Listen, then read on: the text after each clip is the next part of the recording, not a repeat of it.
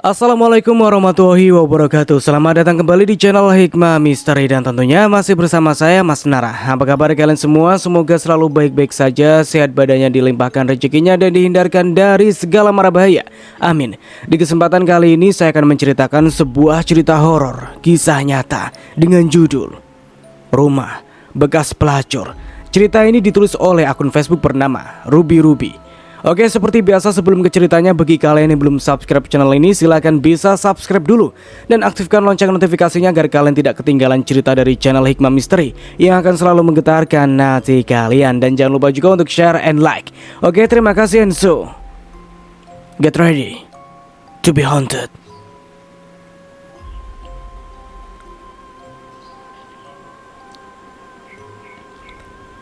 Pengalaman mistis ini berawal saat kakak sepupuku, sebut saja Mbak Ani, berencanakan membeli sebuah rumah yang letaknya masih di area kota tempat kami tinggal. Tanah beserta rumah yang besar dan luas itu dijual dengan harga yang terbilang murah. Makanya mbakku tersebut tertarik untuk membelinya. Saat akhir pekan tiba, si pemilik rumah dengan mbakku berjanji ketemuan di rumah yang akan dijual itu untuk melihat isi rumah. Dan mbakku itu mengajakku untuk menemaninya melihat rumah yang akan dibelinya itu. Kita berangkat di jam sesuai kesepakatan. Sesampai di depan rumah itu, Mbak Ani celingukan melihat sekelilingnya untuk mencari si pemilik rumah. Dia menelpon si pemilik menanyakan keberadaannya. Saat Mbak Ani tidak menemukan orang yang punya rumah itu berada di sana, si pemilik rumah menyuruh mbakku itu untuk masuk melihat isi rumahnya terlebih dahulu. Karena si pemilik izin datang agak terlambat karena ada urusan mendadak. Dia mengatakan kalau pintunya tidak dikunci. Oke lah, akhirnya kami pun membuka pintu dan masuk. Ketika aku mulai melangkahkan kakiku masuk di rumah itu, aku merasakan ada yang tidak beres di dalam rumah itu. Aura negatifnya itu sangat pekat. Aku mengernyitkan kening dan mencari tahu apa yang tidak beres, tapi belum ketemu. Kemudian Mbak Ani membuka setiap jendela supaya angin dan sinar matahari bisa masuk. Ketika angin mulai berembus mengalir memenuhi semua ruangan rumah itu, ada bau darah menyeruak dari arah dapur dan kamar mandi. Bentuk bangunannya rumahnya kotak namun luas. Jadi dari ruang tamu, kami bisa melihat dapur dan kamar mandi yang hanya dipisah oleh sekat sedikit tembok dan tirai yang membentang menutup dapur dan kamar mandi itu. Sambil melihat-lihat ke sekeliling, Mbak Ani mengajakku bicara panjang lebar, mengomentari setiap sudut rumah itu. Tetapi aku tidak terlalu fokus kepada celotehannya. Tak lama setelah itu, mbakku izin keluar sebentar untuk melihat area teras. Jadilah aku sendirian di dalam rumah itu. Pandanganku saat itu hanya tertuju kepada dapur dan kamar mandi. Lalu dengan pelan dan hati-hati, aku langkahkan kakiku lurus menuju ke dapur. Suasana rumah itu begitu sunyi dan sepi, senyap. Hanya terdengar desiran angin yang sedikit mampu menyibakkan tirai dapur. Aku menghentikan langkahku tepat di depan tirai dapur itu. Masih sunyi, hingga aku bisa mendengar suara nafasku yang mulai terdengar tidak beraturan. Tanganku gemetar meraih ujung tirai. Aku ragu hendak menyibakkan tirai itu untuk melihat isi dapur. Juga merasa tidak siap dengan hal mengejutkan yang mungkin akan terlihat di area dapur itu. Tapi aku penasaran. 1, 2, aku berhitung dalam hati. Oke, dalam hitungan ketiga aku buka tirainya.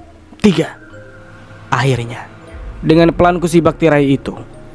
Ku buka secukupnya untuk sepasang mataku supaya bisa mengintip di dalam ruangan itu. Dan banyak pasang mata anak kecil di area dapur dan kamar mandi menatap kepada aku. Tepatnya di toilet. Anak-anak kecil dengan umur yang berbeda, laki-laki dan perempuan, ada balita juga bayi, semuanya berkumpul di situ. Badan mereka lusuh juga belepotan dengan darah.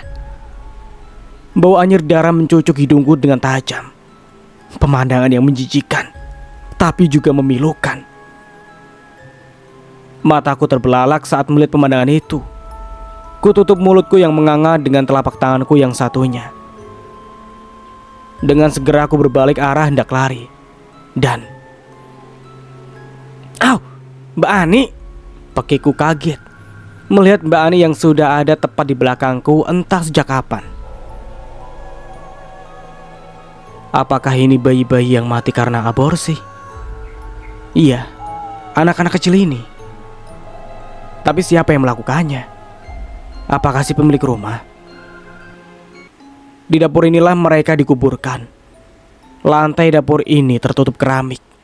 Terlihat masih baru dipasang. Apakah keramik ini dipasang dengan tujuan untuk menghilangkan jejak? Bayi aborsi itu juga ada yang dibuang di toilet. Natalia, kok kamu terlihat tegang gitu sih? Tanya mbakku dengan menyelidik. Kenapa? Tanyanya lagi. Aku hanya menggeleng.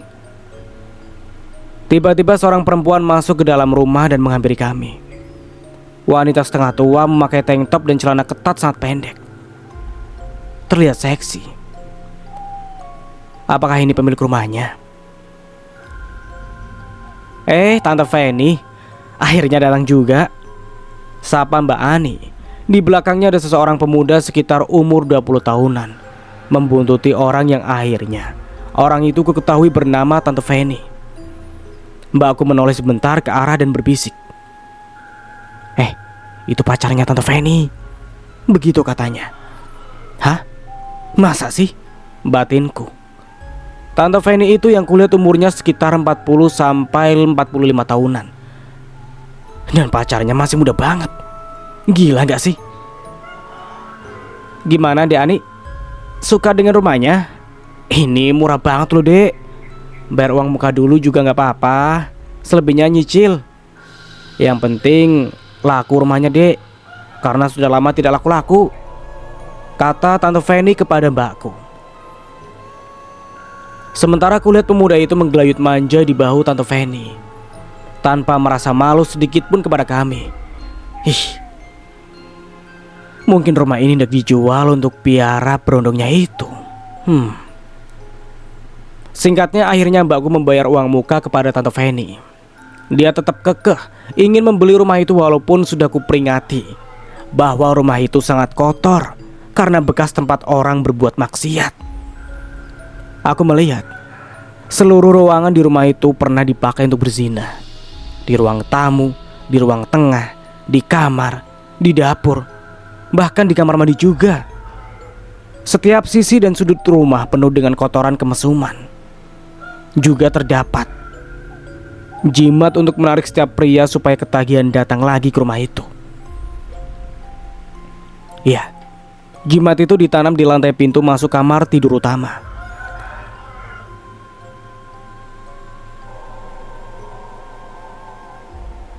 Sosok jin dalam jimat itu berupa seorang wanita cantik bergaun pink, tetapi gaunnya lebih menyerupai asap. Dia berterbangan kian kemari di sekitaran pintu.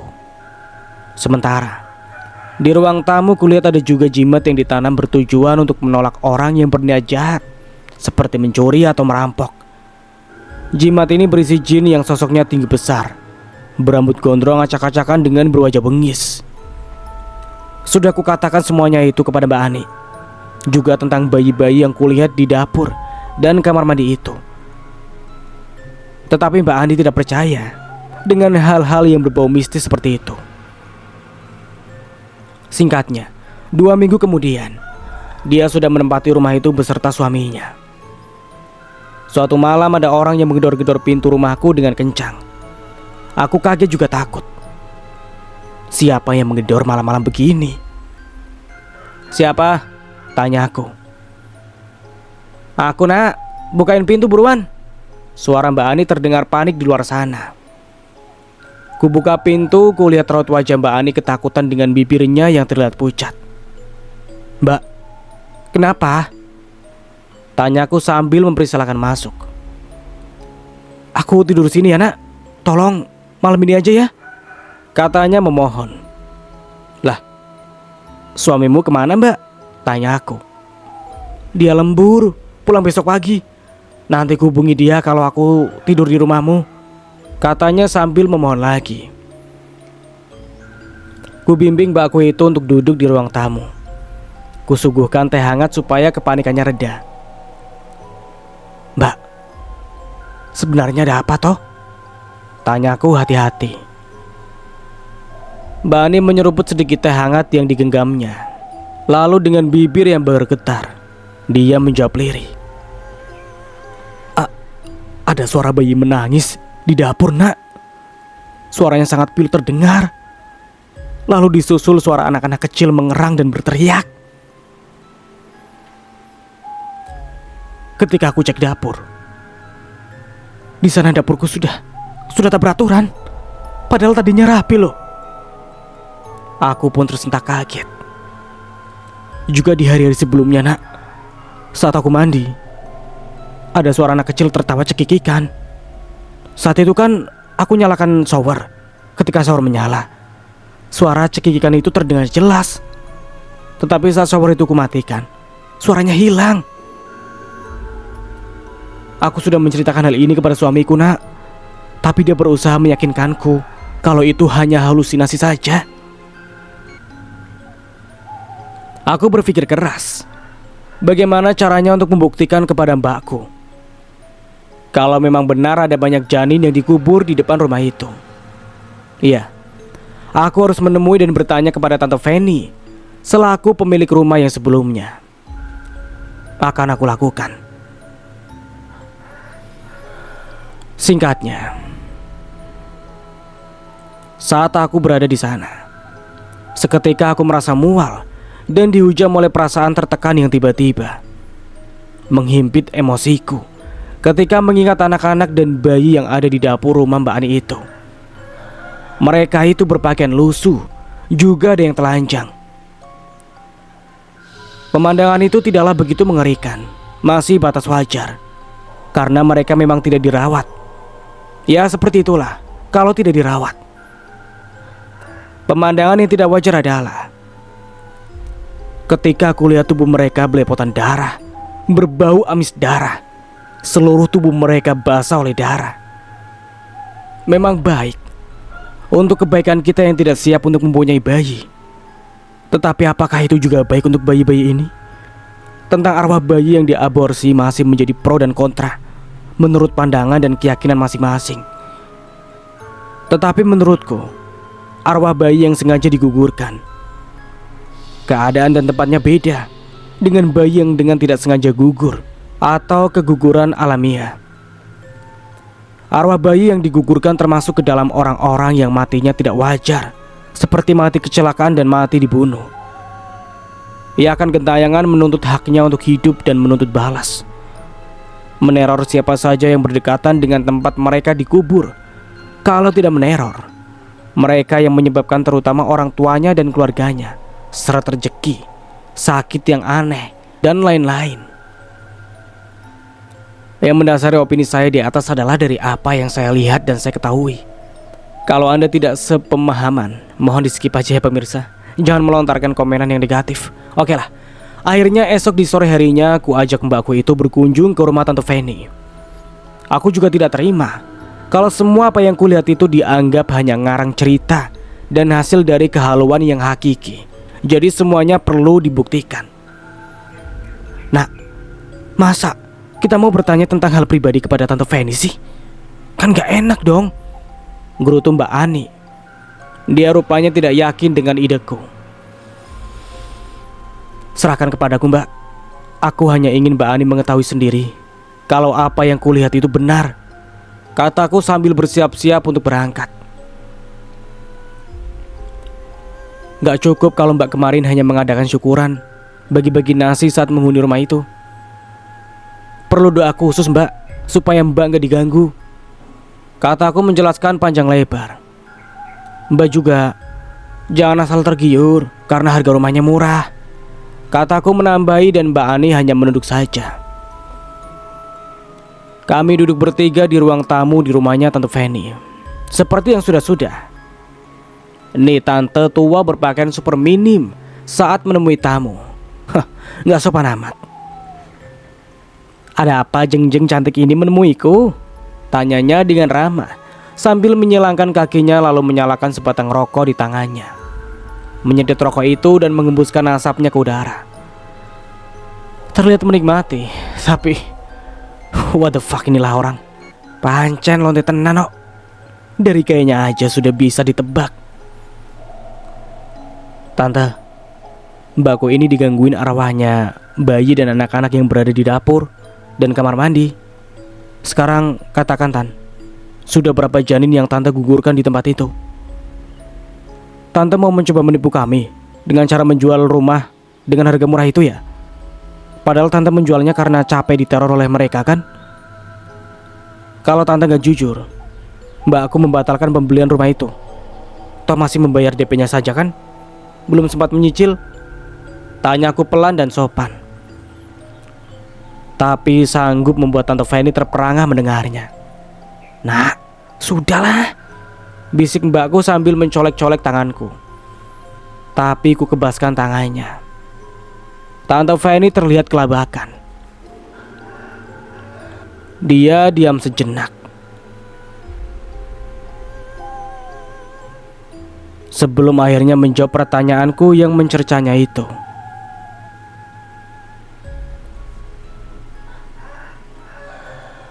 Aku membunuh bayi-bayiku dengan tanganku sendiri karena aku menyayangi mereka. Iya, aku menyayangi mereka, katanya lirih sambil menunduk. Mbak Ani terkejut mendengar pengakuan Tante Fanny. Sudah berapa janin yang Tante gugurkan? Tanyaku menyelidik, karena yang kulihat ada sekitar 5 atau 6 bayi. Aku lupa jeng, tapi lebih dari 2 katanya. Entah dia memang lupa atau tidak mengakui, entahlah. Digubur di dapur ya? Juga dibuang di toilet? Tante Fanny hanya menunduk. Aku tidak punya pilihan jeng. Suamiku bekerja di luar negeri bertahun-tahun. Lalu aku hilaf menjalin hubungan dengan Romi, pemuda yang biasanya nongkrong di tempat karaoke. Oke, di sini semua nama dan tempat disamarkan ya. Oke, lanjut. Diceritakan bahwa suami Tante Fanny 3 tahun yang lalu pergi bekerja ke Malaysia, tetapi dengan proses ilegal. Terpaksa dia meninggalkan istri dan kedua anaknya untuk nekat pergi ke Malaysia melalui jalan tikus karena terlilit hutang. Suami Tante Fanny mendapat nasib yang mujur di Malaysia dengan bekerja menjadi pekerja proyek. Ia bekerja di sana melalui temannya sebagai perantara, dan dia tidak pernah terlambat memberi uang setiap bulanannya kepada istrinya itu. Nafkah lahirlah Tante Fanny dapatkan dengan cukup, bahkan lebih. Bisa membayar hutang mereka, bahkan bisa membeli mobil dan merenovasi rumah dalam waktu yang sangat singkat. Tetapi tidak dengan nafkah batin. Dia kurang perhatian dan kasih sayang dari suaminya. Juga jarang sekali menghubungi istrinya itu untuk sekedar bertanya kabar apalagi mengobrol. Kemudian teman Tante Fanny yang bernama Rosa mengajaknya untuk mengunjungi tempat hiburan malam, sekedar untuk menghilangkan rasa penat karena bosan di rumah. Akhirnya Tante Fanny mengiyakan ajakan temannya tersebut, yang ternyata pergi ke sebuah tempat karaoke. Awalnya Tante Fanny canggung dengan suasana tempat karaoke yang berisik karena alunan musik disco yang memekakkan telinga, juga berbau asap rokok dan gelas serta botol miras yang berserakan membuatnya mual. Banyak para wanita berpakaian minim dan menantang, berjoget erotis, berusaha membuat kaum Adam membokingnya. Di beberapa sudut terdapat pasangan bukan muhrimnya berjumpa mesra. Bella Fanny, bersenang-senanglah. Kita dulu sering ke tempat ini kan? Tante Fanny hanya tersenyum kecut. Hei, Mami Rosa. Wah, cantik banget malam ini. Sedang bersama siapa, Mam? Tanya seorang pemuda sambil merangkul Tante Rosa. Pemuda maskulin itu melihat Tante Fanny yang sedang duduk di hadapannya, menatap dari atas ke bawah. "Halo Romi, baby sugar paling imut. Kenalin, ini temanku Fanny." "Deketin dong sayang, tajir tuh tante kesepian. Bikin enak, uangnya mengalir." Bisik Rosa ke telinga Romi kemudian. Romi hanya manggut-manggut sambil menyunggingkan senyum di bibirnya. Tak lama setelah pertemuan pertama itu, Tante Fanny berhasil Romi taklukkan. Bermodal kerap mendekati Fanny, super perhatian, ditambah dengan penampilan maco sebagai umpan andalan si Brondong. Romi baby sugar kelas master, bekas piaraan Rosa itu. Akhirnya Tante Fanny juga kepincut, dan si Romi semakin berani melangkah. Dia jadi sering bertandang ke rumah Tante Fanny, tidak malu ataupun segan lagi berciuman dan bermesraan di depan anak Tante Fanny. Percintaan itu akhirnya berujung keranjang lagi dan lagi.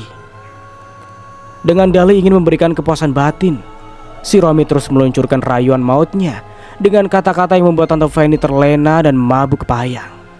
Ya ampun. Uang mengalir ke rekening si Romi, tentu saja dari Tante Fanny. "Sama tante aja lo ya, awas kalau mendua." Itulah chat dari si tante dikirim ke WhatsApp Romi sambil mengirim screenshot bukti transferan. "Sayang, ya pastilah aku setia. Aku benar-benar mencintaimu. Terima kasih ya," balas si Romi. Singkat ceritanya, akibat dari hubungan itu, akhirnya si Tante Fanny itu pun hamil. Dan mereka berdua tak menyangka. Goblok, kenapa Fanny sampai hamil sih?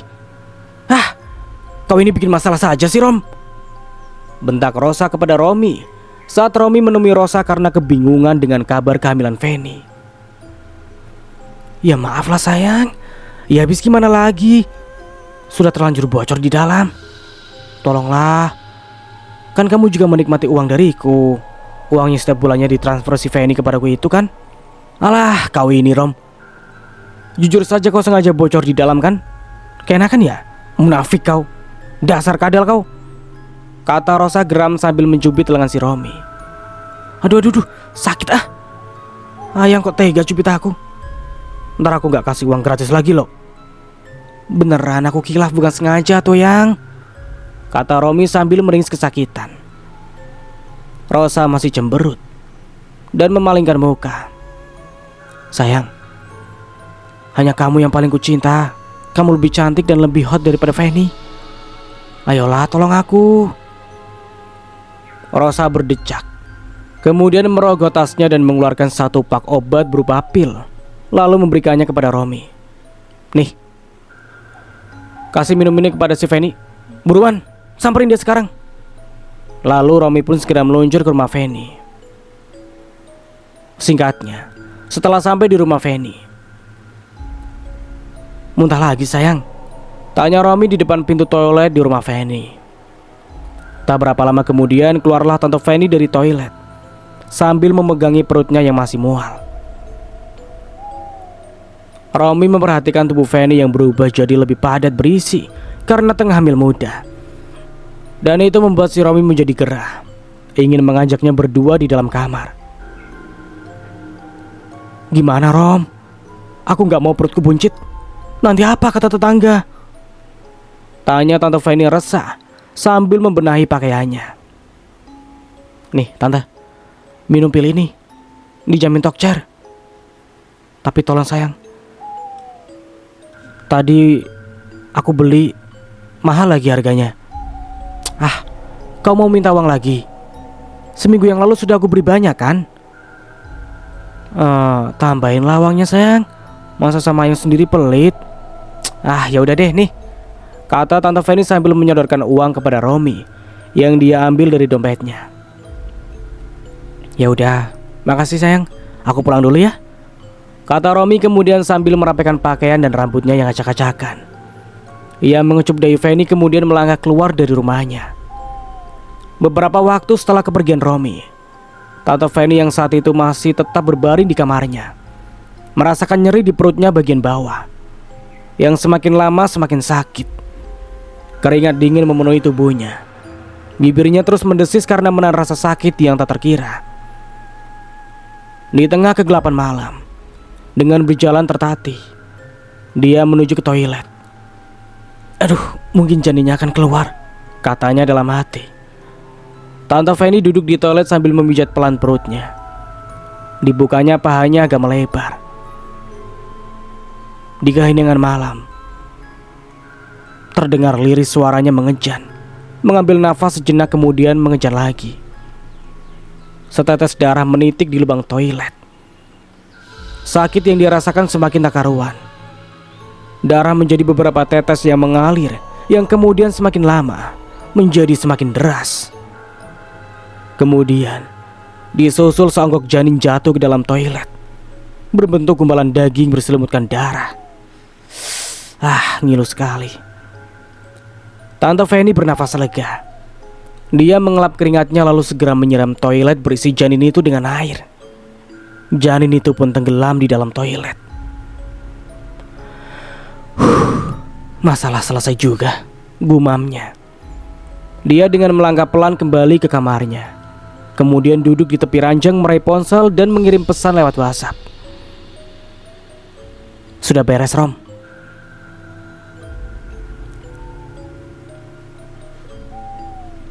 Tante Fanny tidak bangkit dari ranjangnya pagi itu. Dia hanya berbaring di kamarnya untuk beristirahat. Semua pekerjaan rumah sudah dilakukan ART-nya. Begitu pula saat dia lapar atau butuh sesuatu, tinggal telepon si ART dan semua yang dibutuhkan akan terpenuhi. Tetapi perasaannya tidak bisa tenang karena Romi belum membalas chatnya dari semalaman. Hingga hari sudah menjelang siang begini. Kemana sih ini orang? Gumamnya sambil memencet nomor Rosa untuk bertanya di mana si Romi dengan cara menelpon temannya itu. Siapa tahu si Rosa tahu keberadaan si baby sugar yang maco itu. Telepon pun diterima. Tetapi bukan jawaban yang didengar Tante Fanny, melainkan suara cekikikan dari seorang pria dan wanita, diiringi suara dentuman musik dangdut koplo. Rupanya kedua orang yang sedang ditelepon itu tengah mabuk karena miras. Terdengar dari caranya membalas telepon dari Tante Fanny. Dek.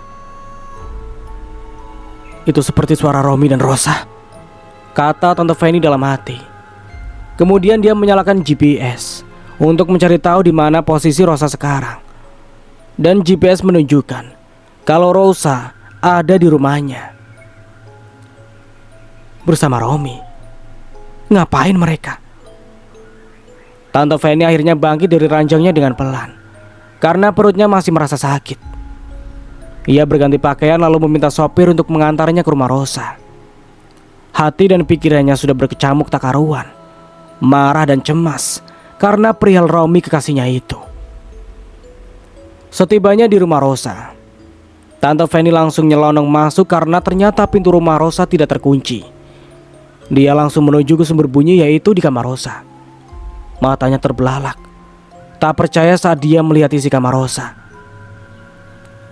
Di sana berbaring dua orang yang tubuhnya hanya dibalut satu selimut, dalam keadaan setengah sadar karena pengaruh alkohol. Pakaian mereka berserakan di lantai. Begitu juga dengan botol dan gelas bekas minuman keras. Romi dan Rosa tak kalah terkejutnya karena melihat Fanny yang tiba-tiba sudah berdiri di depan mereka. Segera Romi memakai pakaiannya, lalu bangkit dari tempat tidur dengan sempoyongan dan menghampiri Fanny sambil bilang, "Sayang, ini tidak seperti yang kau lihat."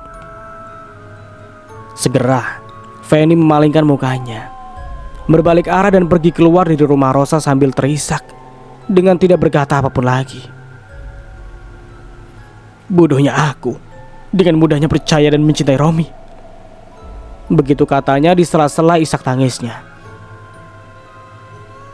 Dalam kurun waktu seminggu kemudian, keadaan tubuh Tante Fanny sudah pulih.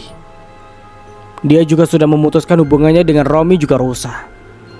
Tetapi karena sakit hatinya yang tidak kunjung sembuh, dia kerap pergi ke bar untuk menghibur diri dengan minuman dan merokok di bar dengan diantar sopirnya. Di suatu malam, Tante Fanny keluar dari bar dalam keadaan mabuk berat. Sopirnya memapahnya masuk ke dalam mobil dan mengantarnya pulang. "Nyonya, sudah sampai rumah. Nyonya bisa turun. Biar ku panggilkan bibi untuk memapah Nyonya ke kamar," kata sopir dengan sopan. Pak sopir, kayaknya aku sudah tidak bisa jalan lagi nih. Gendong aku saja ya sampai ke kamar." Apa? Maaf Nyonya, saya tidak berani."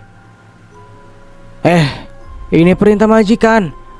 Atau kau pecat mau?" Jangan dipecat Nyonya." "Ya udah ayo." Tante Fanny mendekap dada bidang Pak sopir. Lalu Pak sopir dengan canggung membopongnya sampai ke kamarnya. Hati Pak sopir berdesir pelan saat menggendong tubuh Tante Fanny. Tetapi segera ia menepis perasaan aneh itu. Segera dibaringkan tubuh itu ketika sudah sampai di kamar. Lalu Pak sopir bergegas berdiri untuk beranjak pergi. Tetapi tangan Tante Fanny menahannya supaya dia tidak pergi. "Temani aku, ini perintah." Pak sopir hanya menelan ludah dan menggaruk kepalanya yang tidak gatal. "Nanti ku tambahkan bayaranmu.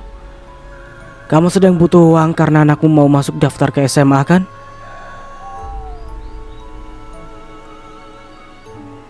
"Tapi berikan yang ku mau ya." Seakan sudah mengerti apa yang diinginkan sang majikan, segera Pak sopir melaksanakan tugasnya dengan sempurna. Hubungan itu terus berlanjut, bahkan semakin menjadi-jadi. Ya, siapa yang bisa menolak ketika kucing ditawari pindang? Apalagi keadaan si kucing jauh dari keluarga, terutama jauh dari istrinya, jarang pulang kampung pula. Jadinya si kucing kelaparan banget, ingin makan pindang. Pindang halal atau tidak halal digasak saja, dengan gaspol yang penting kenyang. Hingga beberapa bulan kemudian, Tante Fanny telah datang bulannya. Tetapi itu tidak masalah baginya. Diabaikannya dosa dan rasa bersalah karena sudah diperbudak nafsu. Makanya dia kembali meminum pil peluntur kandungan yang dulu pernah dia minum itu.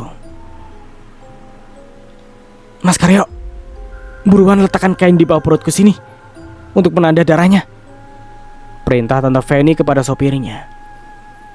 Dia sudah merebahkan dirinya di atas ranjang sambil meringis kesakitan karena obat peluntur kandungan itu sudah bereaksi. Terlihat keringat bercucuran di dahinya. Sopirnya terlihat gugup dan tegang. Dengan tangan gemetar diletakkannya kain bersih dan lebar di bawah perut Tante Fanny. "Aduh, Mas Karyo, sakit," rintih Tante Fanny sambil meremas lengan Pak sopir dengan kencang.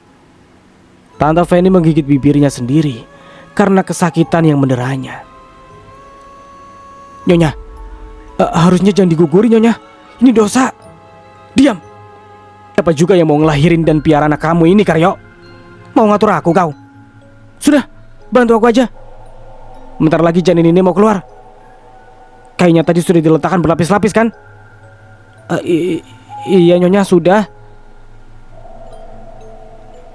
Janin seukuran 2 ruas jari keluar dari rahim Tante Fanny. Pak sopir segera membungkus janin itu dengan kain mori. "Nyonya, mau dikubur di mana bayi ini?"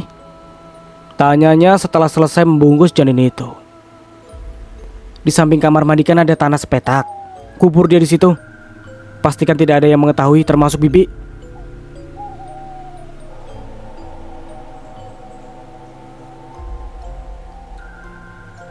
Dua janin telah dikubur di rumah itu. Tidak ada yang mengetahui aktivitas Pak sopir menggali tanah di malam itu, kecuali sepasang sorot mata yang tajam yang menatapnya dari dalam kaca kamar mandi. Sepasang mata bocah kecil. Sopir pribadi bernama Karyo itu berhenti sejenak dari aktivitasnya menggali tanah. karena merasa bulu kuduknya tiba-tiba berdiri. Dia kemudian bergidik sambil mengusap tengkuknya itu, lalu menoleh ke belakang dan kanan ke kiri, merasa ada yang mengawasinya. Pasti aman, ini tengah malam dan semua orang juga sudah tertidur, gumamnya untuk menenangkan dirinya sendiri. Namun wajahnya tetap terlihat cemas. Dengan sesegera mungkin ia mempercepat mengubur janin itu. Nafasnya tidak beraturan karena ketakutan yang semakin melandanya. Keheningan malam menjadi saksi terkuburnya janin malang itu di tempat yang sebenarnya tidak layak untuk memakamkan seseorang. Duk duk duk duk. Tiba-tiba terdengar pintu kamar mandi di belakangnya yang terlihat digerakkan seseorang dari dalam. Karyo kaget dan menoleh ke arah pintu kamar mandi itu. Duk duk duk duk. Pintu digerakkan lagi. Karyo berdiri dan mengamat-ngamati pintu kamar mandi itu. Dilihatnya bahwa pintunya terlihat tetap tertutup. Lampu di dalam kamar mandi itu juga mati, alias tidak menyala. Berarti tidak ada orang di dalam, gumamnya. Siapa di situ? Tanya Karyo, terdengar gugup karena takut. Bibi, kau di dalam? Tidak ada jawaban dari dalam kamar mandi. Tiba-tiba, Karyo, ngapain malam-malam di sini? Karyo terperanjat dan menoleh ke arah yang memanggilnya itu. Buset Bibi, bikin kaget saja. Ngapain bawa pacul? Tanya Bibi menyelidik. Mau berkebun lu tengah malam gini? Enggak Bi, ini aku habis mengubur bangkai kucing, nemu di depan gerbang sana, kena racun kayaknya. Bibi ngapain tengah malam bangun? Kepo lu, mau pipis? Ikut, kata Bibi sewot sambil berjalan ke arah kamar mandi, menyalakan lampu kamar mandi dan masuk. Tidak ada orang di kamar mandi sebelum Bibi masuk. Jadi yang mengerakkan pintu tadi siapa ya? Gumam Karyo. Dia bergidik lagi sambil berjalan meninggalkan tempat itu. Di suatu saat kemudian, Mi, kenalin ini teman JJ. Kami mau mengerjakan tugas bersama di rumah. Boleh ya Mi? Tanya JJ anak Tante Fanny yang sedang menempuh pendidikan di universitas. Dia pulang ke rumah sambil membawa teman prianya untuk mengerjakan tugas kelompok. Tante Fanny memperhatikan penampilan pria muda itu. Sepertinya bukan orang kaya. Temanmu apa pacarmu, Cik? Tanya tante ke anaknya itu. Teman biasa, Mi. Ya sudah, silakan masuk. Sekalian sebentar lagi kita makan malam bersama ya. Ajak temanmu untuk ikut makan juga ya, J. JJ mengiyakan ajakan maminya itu. Pria muda yang bernama Jonas itu berpenampilan sederhana, namun postur tinggi tegap dan wajah manisnya membuat Tante Fanny tertarik padanya. Oleh karena itu, Tante bertanya banyak hal kepada JJ perihal Jonas. JJ menceritakan bahwa Jonas itu kesulitan dalam biaya kuliahnya. Dia merangkap menjadi sales produk kecantikan paruh waktu untuk menambah penghasilan. Itu pun masih belum cukup untuk biaya sewa kos. Bulan ini saja dia belum membayar kos, padahal ini sudah akhir bulan. Pria muda itu ngekos karena rumahnya jauh dari kota. Tawarin tinggal di rumah kita saja, J. Tuh banyak kamar kosong. Kasihan dia tidak bisa membayar kos. Hitung-hitung amal kan, J? Kata Tante Fanny menawarkan kebaikan. Singkat cerita, pria muda bernama Jonas itu tinggal di rumah Tante Fanny. Alih-alih menolong pria muda itu, si tante memberinya makan dan fasilitas rumah gratis. Juga sering memberinya uang saku. Pria muda itu menganggap Tante Fanny seperti tantenya sendiri. Dia merasa berutang budi kepada si tante dan berjanji akan membalas kebaikan Tante Fanny. Sudahlah Jo, gak usah merasa hutang budi begitu. Yang penting Jangan sia-siakan pertolongan tante. Kamu harus membuktikan kepada tante bahwa kamu bisa berprestasi dan berhasil lulus dengan nilai yang bagus, kata Tante Fanny sambil memegang tangan si Jo. Di suatu sore saat mereka sedang duduk di bangku teras, Jo merasa gugup dan risih saat tangan tante menggenggam tangannya dan mengelusnya pelan. Ada sebuah perasaan aneh di dalam hatinya. Ya, walaupun dia menganggap wanita itu adalah tantenya, tetapi tetap saja kenyataannya tidak ada hubungan darah di antaranya. Segera si Jo menepis perasaan aneh itu. Iya tante, Jo janji akan memenuhi apa yang tante katakan. Setahun lagi Jo sudah lulus kok tuh, jawab si Jo sambil tersenyum. Si Jo sungguh merasa seperti Cinderella yang bertemu dengan ibu peri si penolong. Padahal ibu peri itu punya niat udang di balik batu, ingin menjadikan si Jo pacarnya dan menuruti apapun yang diinginkan si tante. Ya iyalah, ini kota bro, tidak ada yang gratis. Dasar, si Jo terlalu polos, kurang jauh mainnya. Jadi dia tidak mengerti tentang kode keras yang sudah dikirim si tante untuknya. Ya maklum, dia hanyalah pemuda desa yang lugu. Ada singa betina berbulu domba mau menelannya. Dikiranya domba betulan. Jo, jam segini baru pulang, tanya tante di suatu malam. Mengagetkan si Jo yang tengah ada di dapur saat itu untuk mengambil air minum. Tas berisi produk kosmetik masih digendong di punggungnya. Tante, iya nih teh, Jo baru keliling toko untuk mensuplai kosmetik yang sudah habis, jawab si Jo sambil menoleh ke arah Tante Fanny. Aduhai, si tante berdiri di pintu dapur dengan berpakaian lingerie tipis berbahan sutra. Terlihat lekukan tubuh si tante dan kulitnya yang putih mulus di balik balutan lingerie itu. Jo menjadi gugup. Ia gugup bukan main melihat pemandangan di depannya itu. Sebagai pria yang normal, jiwa kelakiannya bangkit saat melihat wanita seksi di depannya. Tidak, jangan Jo, dia adalah orang yang selama ini sudah menolongku. Aku tidak boleh tertarik dan berbuat kurang ajar kepadanya, kata Jo dari dalam hatinya, yang ia tujukan bagi dirinya sendiri. Dan dia hanya diam mematung saat si tante menghampirinya. Jo capek ya, bisik tante sambil kedua tangannya memijit pelan kedua pundak si Jo, yang kemudian merembet ke dadanya. Jo tidak bisa menjawab, hanya nafasnya yang tersekat. Darah lelakinya seketika bergejolak, namun ia berusaha terlihat tetap tenang. Dipijit tante yuk, bisik tante pelan sambil menuntun Jo masuk ke kamar si tante. Jo pun hanya pasrah dan diam seribu bahasa ketika tangan lembut si tante membimbingnya ke kamar. Keesokannya, Jonas bangun pagi dengan perasaan segar dan bugar. Ada rasa puas di dalam hatinya, kepuasan yang belum pernah dia rasakan sebelumnya. Sebenarnya ini tidak boleh terjadi. Ada sesal yang tiba-tiba menyelip di relung batinnya. Tetapi aku menyukai peristiwa semalam, gumamnya lagi. Dia menghela nafas. Ada peperangan batin di dalam dirinya. Jonas, terima kasih ya, bisik tante saat pagi itu si Jonas hendak berangkat kuliah, sambil memasukkan jam tangan mahal yang baru sebagai hadiah ke dalam tas Jonas. Jonas hanya tertunduk dan tersenyum malu.